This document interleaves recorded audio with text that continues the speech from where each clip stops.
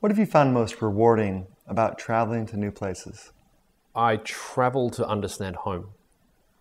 So traveling abroad, which I do a bit now, like 2 or 3 times a year, I try and get abroad if I'm lucky.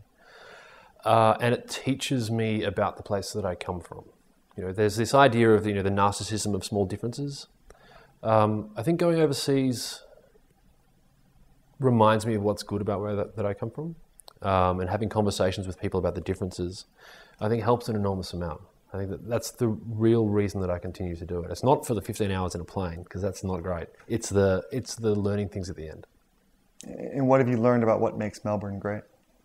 It's walkable, which I think is a really important thing. I think that there is a fundamental part of work-life balance, and if you want to use that phrase, that is about how much time you have to spend traveling to be able to work. I'm quite fortunate because I make a reasonable amount of money, but I'm able to rent an apartment that is a 25-minute walk from my office. You can't do that in a lot of other cities in the world, and certainly not a lot of other cities of like 4 or 5 million people. And I think that that's one of the things that I've learned. I think that I've been surprised by the size of my city by traveling abroad. I think growing up, I always thought that Melbourne, which is a long way from anywhere, it's a long way away. I always thought it was a really tiny city until I went to other cities and realized that actually, no, it's 4.5 million people or whatever it is.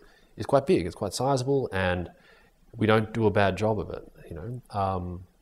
There's a good, thriving art scene there. It's a very, very strong design community. I think definitely better than the other cities in Australia, and better than most places that I've been to. And I wouldn't have discovered that unless I traveled as much as I did.